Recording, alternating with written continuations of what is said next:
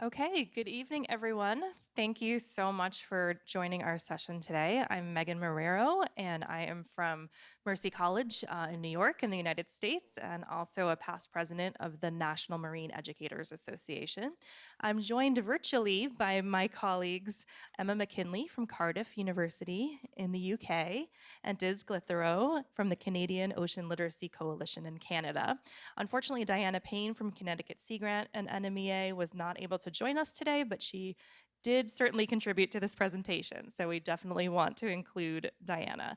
We're really glad that you can join us and that we've had the opportunity to talk a bit today about ocean literacy research because we think that the research that is currently happening and that will happen over the next decade or 8 years or so is really essential to the success of the decade and of the ocean literacy movement in general. Can we get those slides, please? Thank you.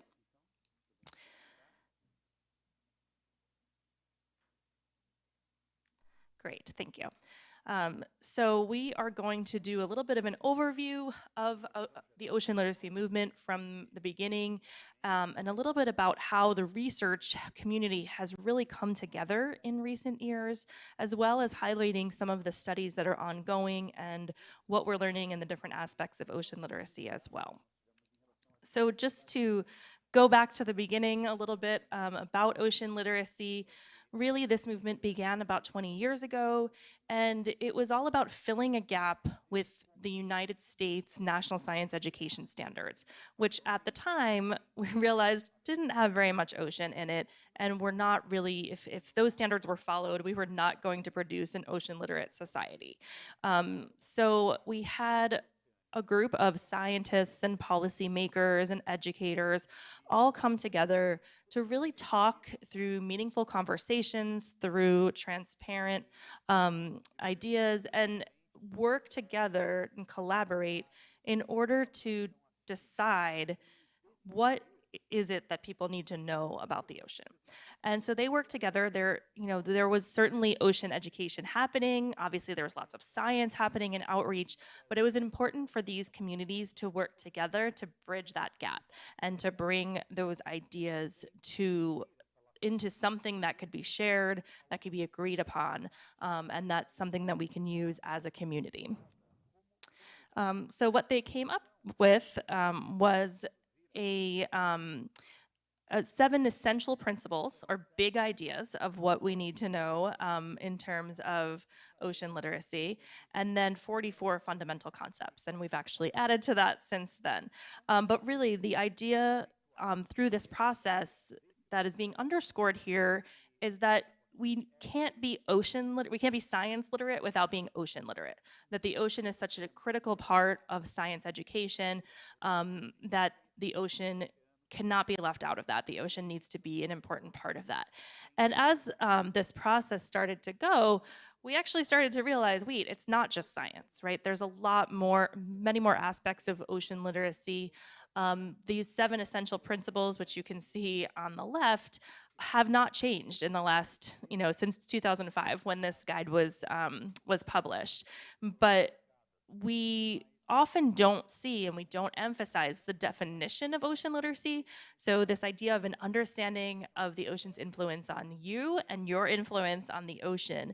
And more importantly, what does it mean to be an ocean literate person? So being ocean literate means that you understand those essential principles, the 7 of which are up on the slide, that are underpinned by those 45, fundamental concepts, and that you can communicate about them. And I think that's really critical. It's like, if you may know it, but can you tell others? Can you show that in an artistic way? Can you share that in a video? So being able to share that through writing or art or music or any other means. And then finally, this idea, again, linking back to scientific literacy, this idea about informed and responsible decisions. So when faced with issues, socio-scientific issues, for instance, about the ocean, whether it's choosing sustainable seafood or whether it's choosing, voting for someone who's going to promote offshore drilling or another type of energy extraction. So it's really important to think about those aspects. But what we've learned over recent years is actually these three aspects, so the knowing, the communicating, and also the decision making, are actually not enough. And so I'm going to turn it over to Emma, who is going to talk more about the ocean literacy research community.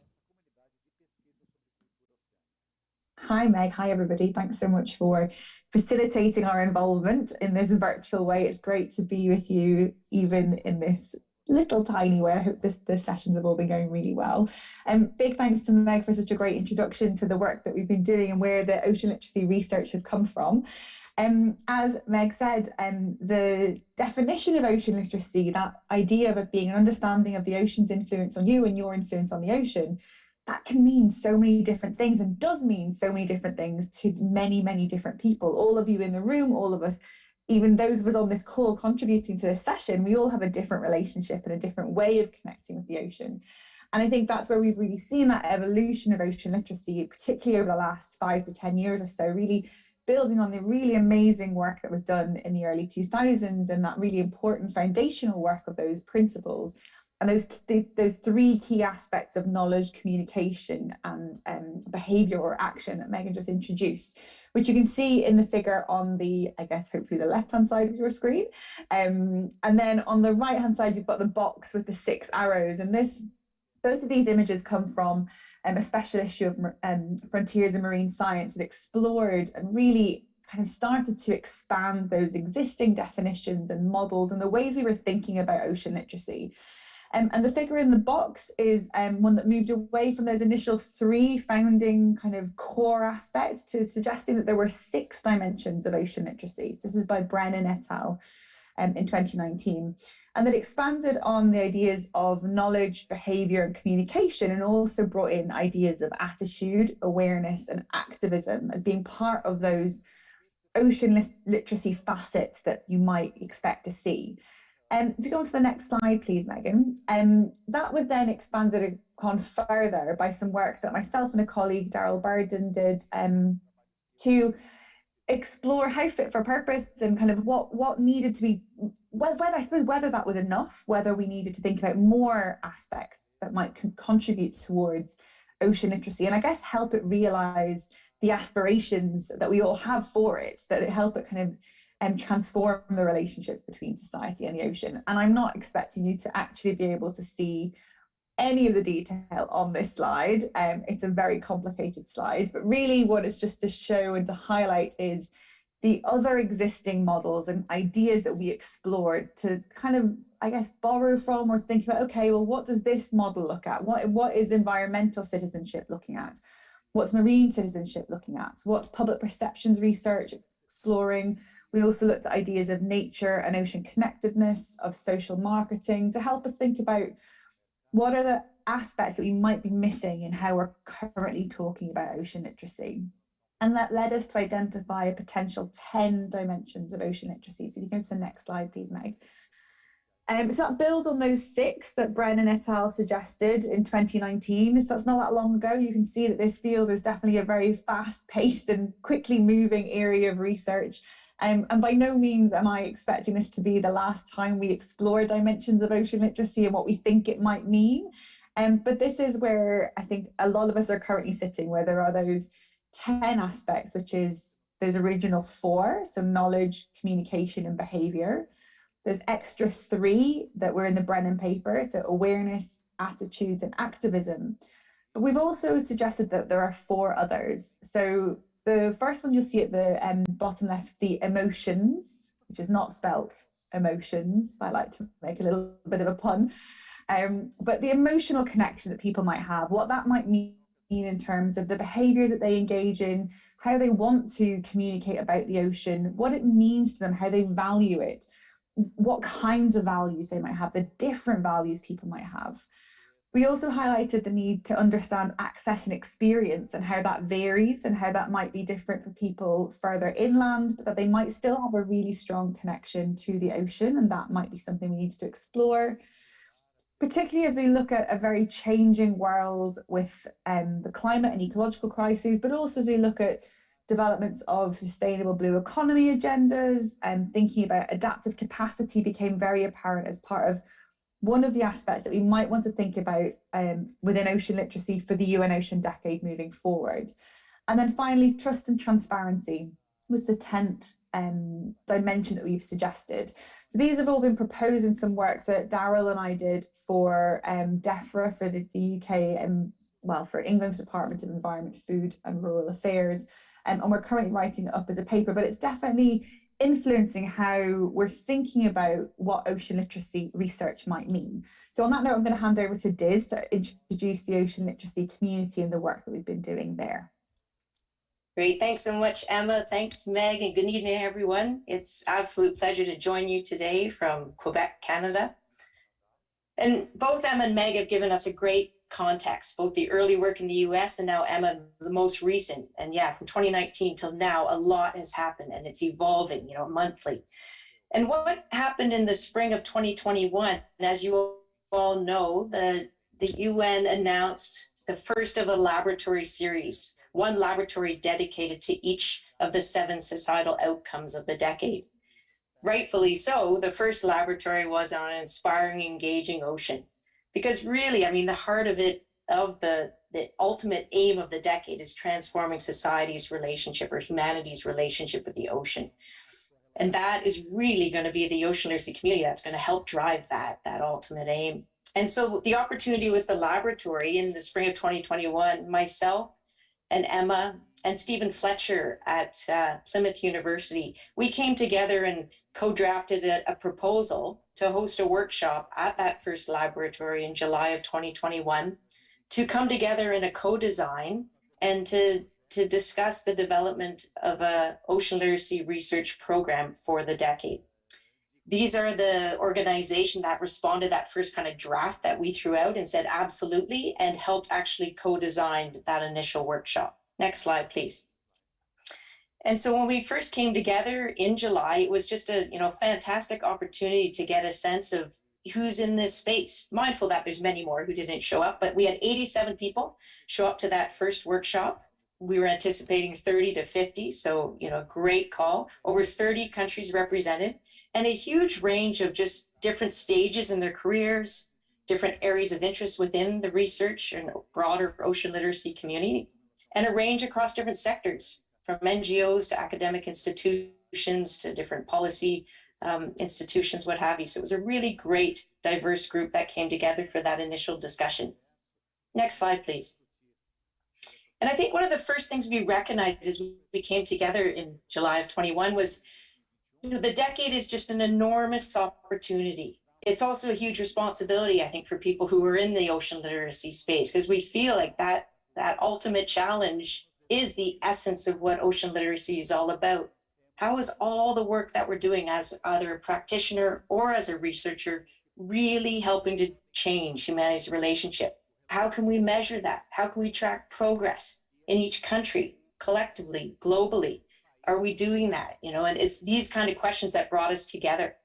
And I think what we recognize too is that ocean literacy research, not just ocean literacy as a field, but ocean literacy research is essential to ensuring the success of the ocean literacy movement and the decade at large. Research needed to actually understand is if we're moving the needle, how we're moving the needle, what programs, what approaches, what types of communication, what ways of engaging are actually leading to measured behavior change, so that we can share that and expand and scale. And where it's not working, we can pivot and reimagine and do things differently. I think the other thing we recognize collectively is that there's just no one way. Like even the 87 people in that room, a microcosm of a much bigger global community, is that we have such different lived experiences. We have different ways of knowing, different ways of being, different value systems across generations, across sectors. So there is no one way. And this is, I think, the beauty of coming together to form an ocean literacy research community through a co-design collaborative way. It's no one person's agenda. And that was the real magic. Next slide, please. And so this just lays out, what we hope to achieve in that first workshop. And the first was to come together. And I don't know if any links are being shared, but we can certainly afterwards. We co-designed at that time a real-time kind of crowdsourced story map And so you can go to it now. It's grown from the 87 people initially. I think the last time I checked, it's at around 137 people. So we're closing in on doubling. And it shows where each researcher, is based, the kind of work they're doing, different demographic backgrounds. So that was one goal, and that was achieved. And then the second is we work together to kind of map out, well, how do we go about together building this research program for the decade? And we mapped out what the series of workshops would look like over the next 12 months. Next slide, please. And as we were doing that, we were exploring some initial questions together. So one of them was just around like, what does, when you hear the term ocean literacy research, what are you thinking? And you can see here that a lot of different ideas around that, the breadth of topics. There's quite a scope and scale of where interest and where priorities lie. So it was good to just get that initial stock take. Next slide, please. And then as we continue the conversations too, like starting to get an initial exploration of, well, what's been done so far based on the people here in the room, and what are people seeing as priorities? And again, we collected that kind of in real time through different ways. Obviously, an infographic here was done by an artist on site during that workshop, but also through a summary report and feedback. And so we really got a sense of the breadth and scale of the ocean literacy research community and where it's at now and where it wants to go. Next slide, please. I think that the thing to highlight from this initial workshop, there was two tangible outputs, and one was the story map I referenced. But the second was we ended the workshop by coming together to co-determine an initial working definition of what ocean literacy research means, because there actually wasn't one. There was the definition of ocean literacy that we all know well and use, but there wasn't one yet for around ocean literacy research. And this is it here. I won't read it for you, the initial statement, but I think the second point is just there needed that extra kind of emphasis too around what does the above aspects mean in terms of across different social, economic, cultural, political, geographical. That's really important, because that's the only way we'll ensure that diverse voices and actors are part of a very meaningful engagement process throughout the decade. Next slide, please. And so what have we done since July of 2021 as a community? We've grown, which the story map shows, and that's been exciting. But we've hosted, that was the first of what now has been 3 workshops. We had one in November of 2021, and that workshop dove deep into the gaps and priorities. So we got a clear sense of what they were. We had a survey heading into that workshop, a post-survey following that workshop.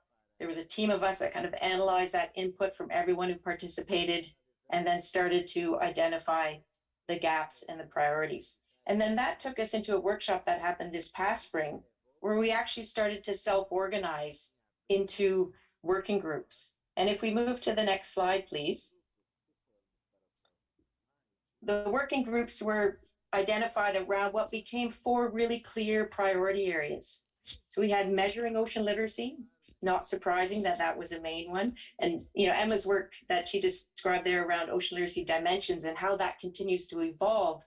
There's so many different dimensions or elements or aspects to consider, and how do you measure? Each one of those are different. They require different instruments to really measure, track over time. And so that's a big one, both from a practitioner point of view to make sure programs evaluations are working, but also just trends over time.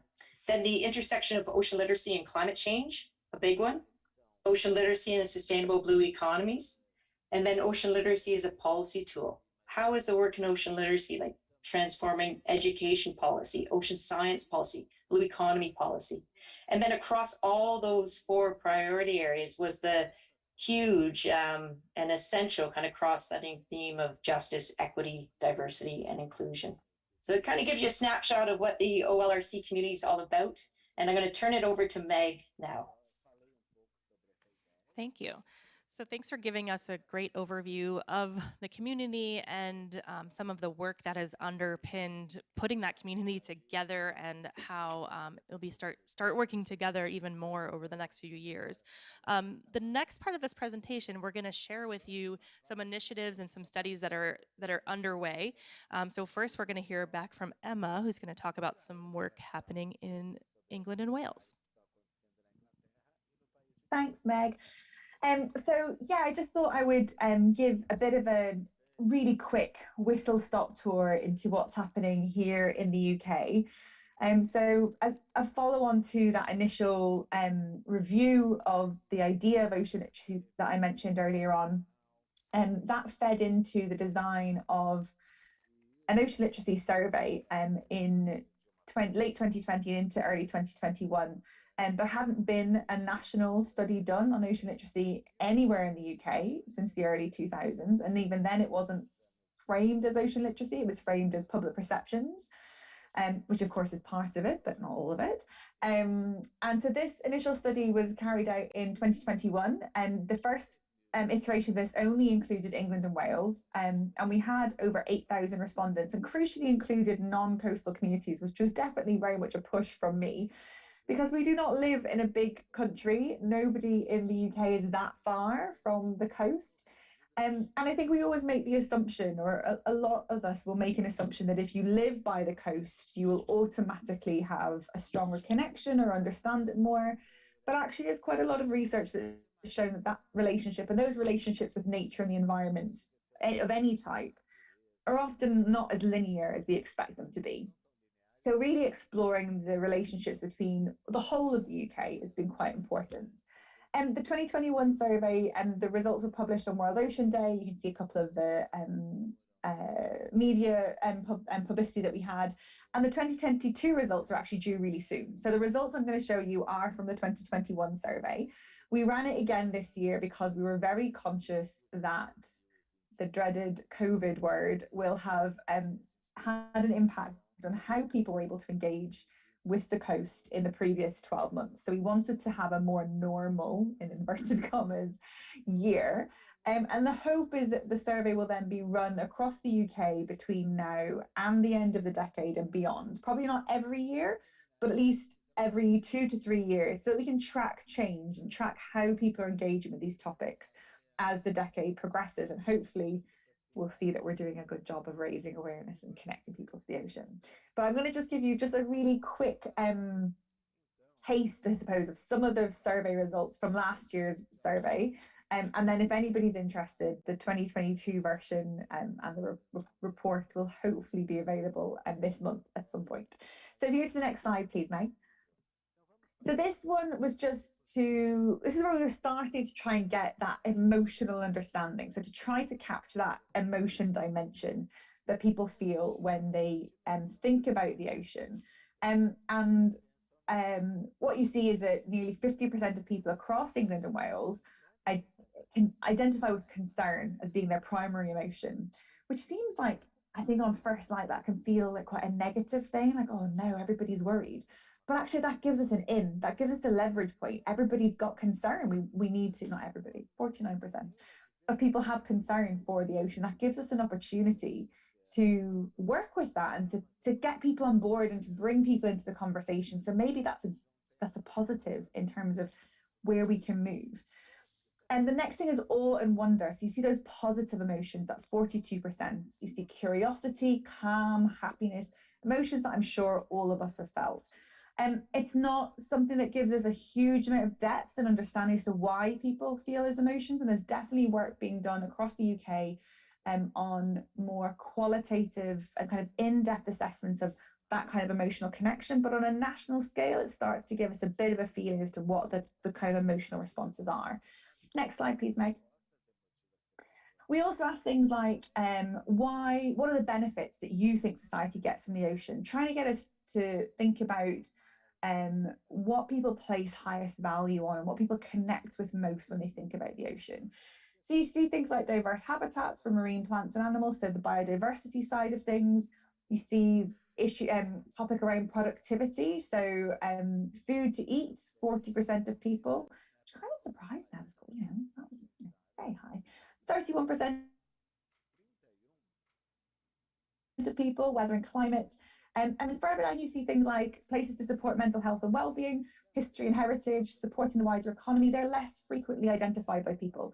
And that's not necessarily a negative thing. It's just something for us to be conscious of and think about, okay, perhaps these are places where the disconnect is happening, and that there are opportunities for us to better promote and explain and connect people with the benefits that being around blue spaces and being around coast can have for mental health and well-being, for connecting them to their cultural heritage around marine and coastal spaces, for supporting coastal economies. So it gives us insight into where we can maybe perhaps do better.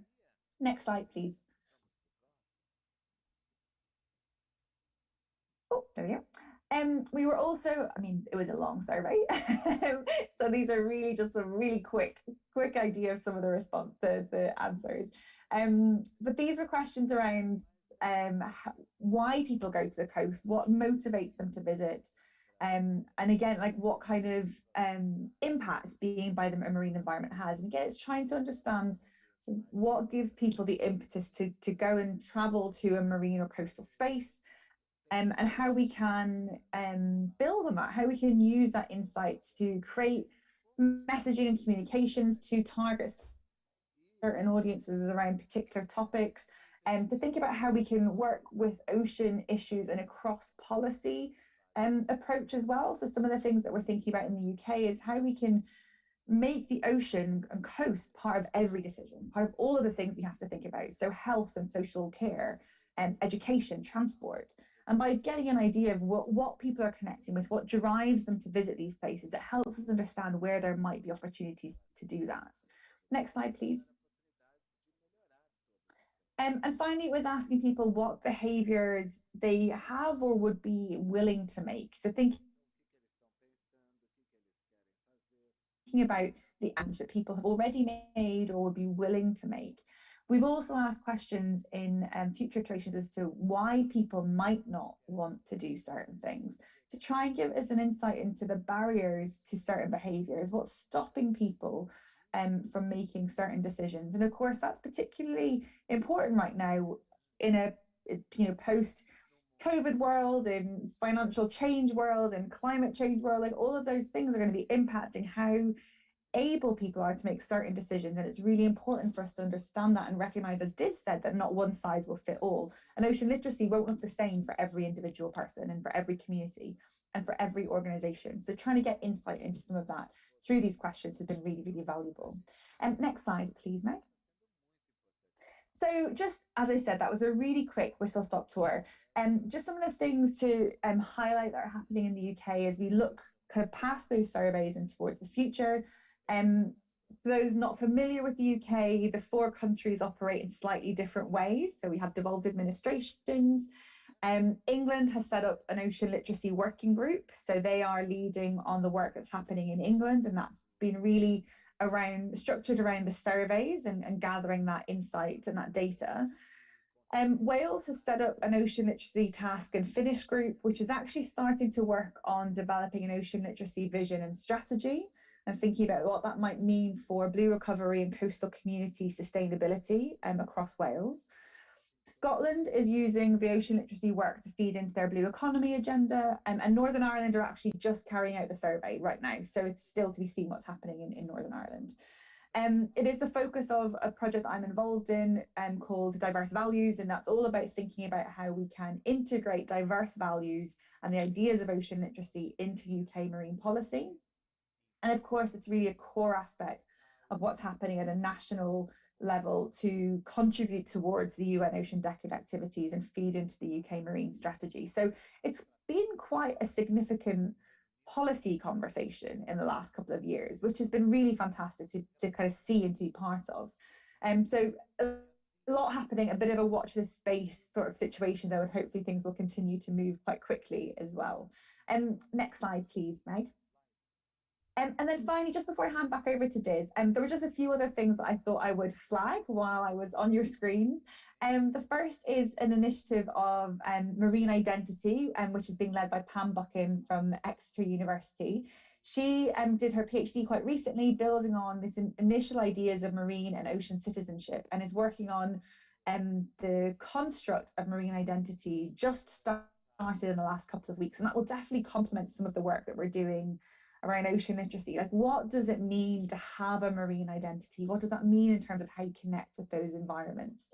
There's some really fantastic complementary work that I'm involved in that's funded by Sea Grant Connecticut. It's being led by Mariah Kelly. who's looking at the idea of an ocean identity construct. So those two pieces are, we've all started talking to each other, and there's some really great pieces of research that are happening right now. And then I just wanted to draw your attention to the One Ocean Flotilla, which is a really fantastic research-driven ocean communications initiative that represents, I think it's something like 80 institutions across the world. And they're all about research and evidence-led ocean communications. They do a lot of work. They will be doing a lot of work for COP27, happening in Egypt next month.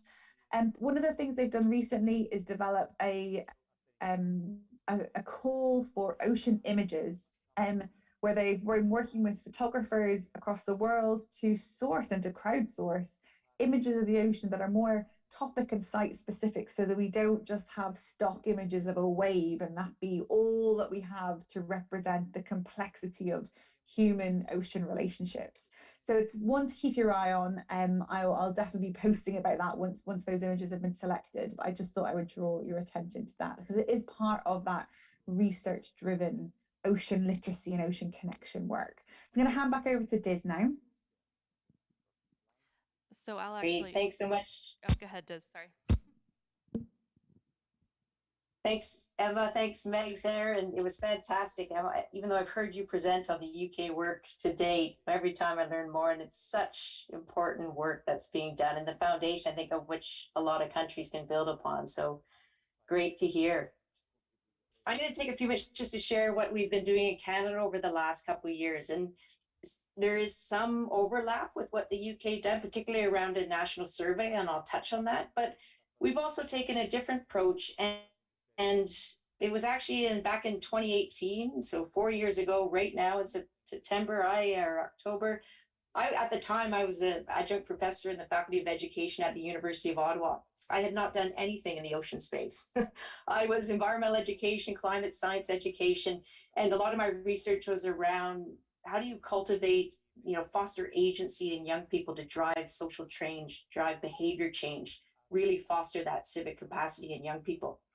And so I got a cold call from a group of ocean NGOs, largely education ocean NGOs, who had started talking to each other very informally, because largely they started to realize how much they were in competition with one another. They were duplicating efforts. They were often, competing for the same small pots of funds. So they asked if I would step in as a researcher and actually start to kind of lead a study in Canada around what does this term ocean literacy mean, and who's doing what, and what's working and what's not. And so that kind of became the foundation of the work of the Canadian Coalition. And if we could go to the next slide, please. So that early kind of conversation, in some ways, it was kind of an informal, not even a study, just I had 42 interviews with different people across the country to get that initial sense of what's happening and different perspectives around ocean literacy.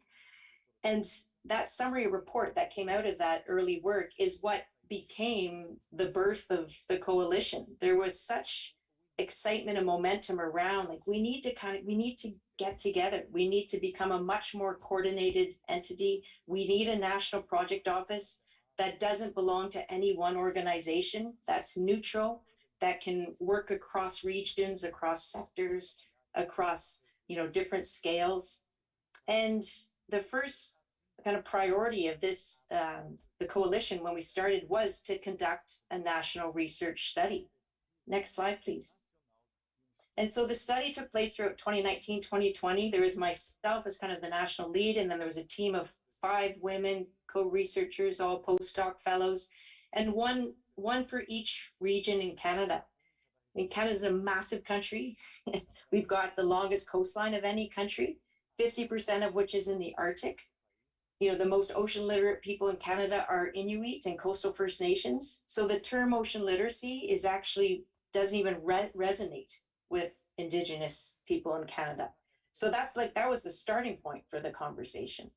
So our study explored with situating a coordinator in each of the 5 regions, but asking the same questions, using the same instruments to collect data. And then we brought them all together to kind of look at, what's happened uniquely in each region. And then what are we finding in common or not, like across the different regions. And these were the main three questions, we were looking at. What's the current understanding and state of ocean literacy in Canada? What are strengths and barriers in each of the regions and then collectively across? And what are some key recommendations going forward? And you can see in that colored puzzle pieces there, we took the broadest understanding of ocean literacy possible. So education was just one of 9 sectors. And that I think was really important. And I think that was unique too to Canada's work. It really broadened the scope of ocean literacy, took it out of the field of education. Next slide, please. And we had a great response. We had over 3,000 Canadians, more than 400 organizations across the 5 regions actively took part in the study through either one or more of the 7 data collection methods that we did. And what was really exciting to see was that despite the regional diversity, largely because of the cultural and geographical diversity of Canada, although there were unique strengths and barriers in each region, there was a common set of national priorities, which gave us really something solid to move forward with together. Next slide, please. And just one thing I'll talk, one of the 7 data instruments we used was a national survey. And similar to what Emma was sharing in the UK, it was exploring attitudes, perceptions, public opinions around ocean issues, weighed in on ocean conservation or blue economy. So we got a great sense of where, kind of a baseline at the start of the decade, where Canadians were at. And what was neat too is we sent out the survey throughout that network of 400 organizations, but we were mindful that they're probably skewed to being already somewhat ocean engaged. So we took the same set of questions and sent it out through a national polling entity in Canada to the general public with a random sampling. And then we took those 2 sets of data and compared. So it gave us a really good opportunity to explore the ocean engaged with the non. I'm hearing a little bit of kickback. I don't know if Emma's nodding too. So someone, looks like a technician's mic might still be on. Okay. Just go to the next slide, please. We're still hearing a technician voice. Okay. It's still going, but I'll carry on and hopefully it gets worked out at that end. Okay, if we can, last slide. So those 10 priorities that we identified throughout the national study, we then took those over the next year and co-developed a national strategy. And this put Canada as the first country in the world with a national ocean literacy strategy. And I think what was exciting was we then had a collective, collaborative framework of action for the decade. We knew what our shared priority areas were. We started to mobilize different organizations and individuals, but to help drive each of those 9 action areas. Yeah. Did someone just call it this? Sorry. I'm hearing voices. I hope it's not just me. But and so that's where we in March of 2021 we launched our national strategy, and since then we are in the phase of the early implementation of the strategy, and it's been just a really exciting opportunity to see kind of where that co-designed national study led to a very collaborative development of a national strategy, and one that was not government down, but driven by community and brought up, and the uptake's been really exciting to see. And we'll just go, I think now I'll turn it back over to Meg. Yes, thank you, Diz. It is great to hear about how the research then led into a strategy for ocean literacy, and I think that's really a goal that a lot of countries are going to move toward, hopefully. We thought it was really important, being that these conversations are taking place here in Brazil, to highlight a national survey that's being conducted in Brazil. You can see up on the slide here, we have a QR code to the reports in both English and in Portuguese. So you can actually read the reports. They're very interesting and well done. What the researchers did was conduct a national survey of adults in 5 geographic regions throughout Brazil. They looked at, most of the people were in coastal cities, but they did look they tried to get the other geographic areas as well. In terms, some of the interesting findings that came out, it found that 50% of the respondents felt that the ocean directly influenced their life, which was kind of interesting, and 21% indirectly. And so I think it's important and significant to note that most Brazilians do believe that the ocean does have some influence on their life. It's a little bit different than what I've seen in some other studies. Obviously, always room to move forward, but it's an interesting result regardless. Also, something that came out was that most people, or 40% of the respondents, did not feel that their behaviors impacted the ocean directly. So that's certainly something to consider and to think about as we think about an ocean literacy strategies and for improving ocean literacy as we move forward. However, a really fabulous result is that 82% of Brazilians say they're willing to change their habits in order to better, in order to benefit the ocean. So that's really a wonderful and uplifting and optimistic statistic, and will tell us a lot about how Brazilians might be willing to change and move forward, and how we could probably tap into that when you think about a national strategy here in Brazil as well. So what's kind of interesting when you look at all of these projects, what this new development of a global ocean literacy research community is allowing for countries to share results and to think about the types of surveys, the types of instruments that they're using. And they've been starting to begin conversations about co-developing a global instrument so we could really make meaningful comparisons across nations, come up with strategies that are shared across nations as well, and that way we can look at a more global baseline. What do people think about the ocean and how it influences them, or how they influence the ocean, and how can we tap into that, and how can we measure change over the next 10 years and beyond. Just a couple other things, since we're highlighting some interesting studies and highlighting some interesting initiatives. As Emma pointed out, there's so many different aspects of ocean literacy, and there are so many different ways of studying it and entry points for helping to develop a more ocean literate society. So we wanted to highlight the work of our colleague, Dr. Geraldine Faville.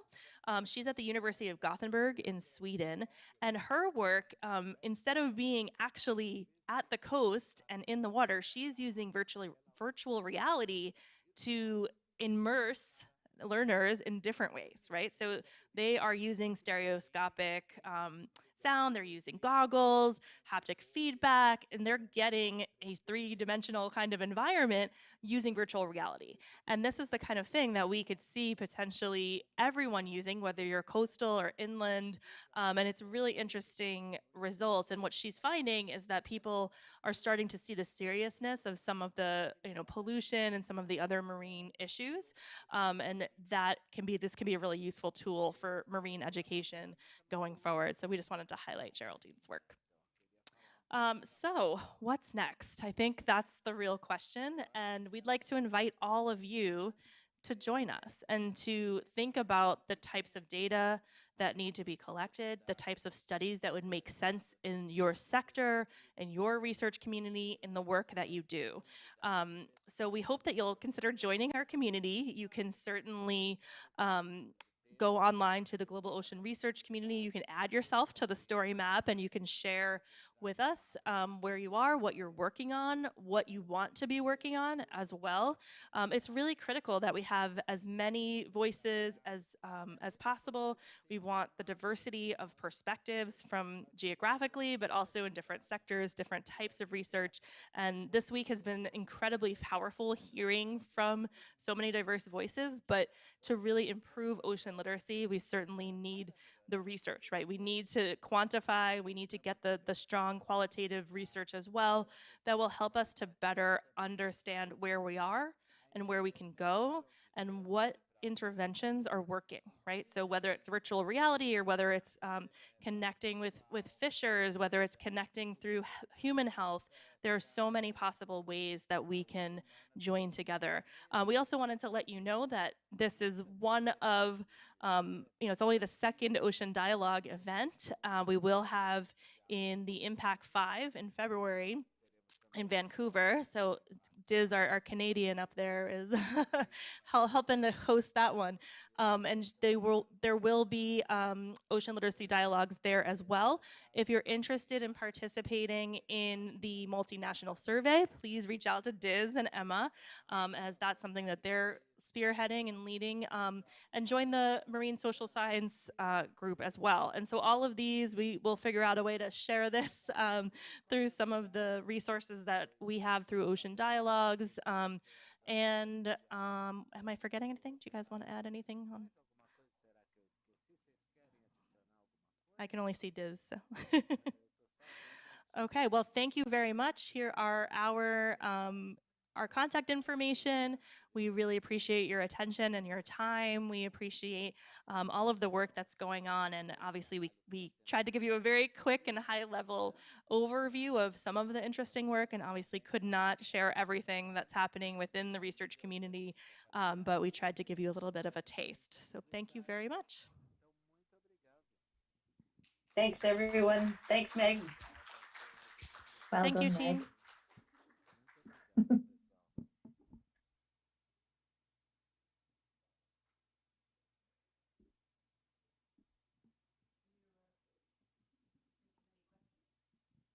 We could take a question.